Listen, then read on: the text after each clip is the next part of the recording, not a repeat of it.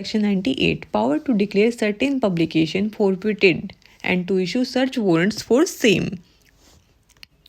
ये सेक्शन बात करता है अगर कोई न्यूज़पेपर, बुक या डॉक्यूमेंट ऐसे कंटेंट पब्लिश कर रही हैं जो बीएनएस के सर्टेन सेक्शंस के तहत पनिशेबल हैं तो स्टेट गवर्नमेंट उस पब्लिकेशन को जब्त कर सकती है और उसके लिए सर्च वारंट इशू कर सकती है.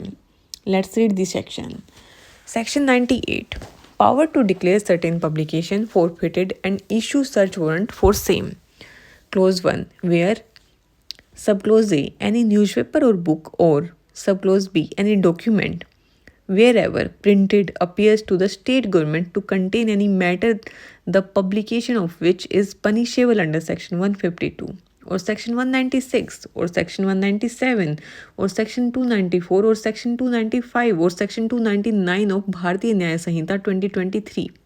The state government may, by notification stating the grounds of its opinion, declare every copy of the issue of the newspaper containing such matter and every copy of such book or other document to be forfeited to the government, and thereupon any police officer may seize the same wherever found in India, and any magistrate may by warrant authorize any police officer not below the rank of sub-inspector to enter upon and search for the same in any premises where any copy of such issue or any such book or other document may be or may be reasonably suspected to be. Close 1 बात करता है कि state government की power है forfeiture करने की और search करने की.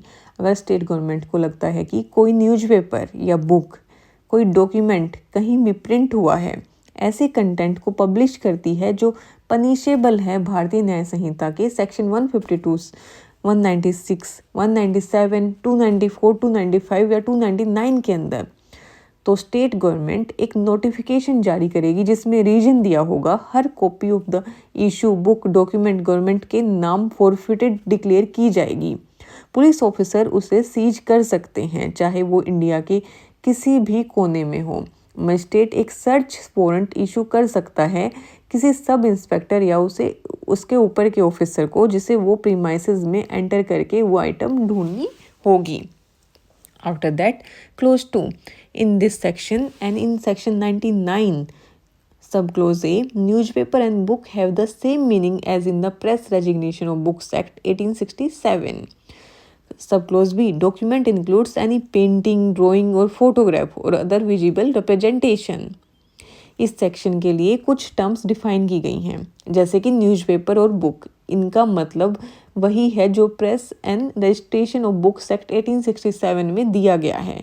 और डॉक्यूमेंट, इसका मतलब है पेंटिंग, ड्राइंग, फोटोग्राफ या कोई भी विजिबल रिप्रेजेंटेशन शामिल हो जिसमें.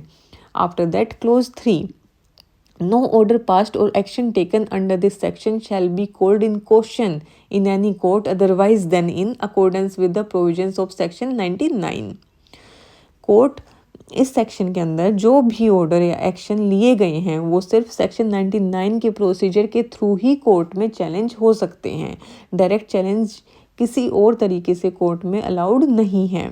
इन शॉर्ट सेक्शन 98 एक प्रिवेंटिव पावर देता है स्टेट गवर्नमेंट को जिससे वो देश के किसी भी कोने में डेंजरस या प्रोवोकेटिव पब्लिकेशन को बैन कर सकते हैं और उनकी कॉपीज फॉरफिट करके सीज करवा सकते हैं.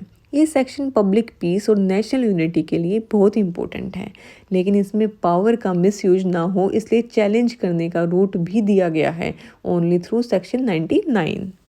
If you found this video helpful, don't forget to like, subscribe and share. Your support helps us create more free legal content. Drop your questions in the comments below. We love hearing from you. Thank you.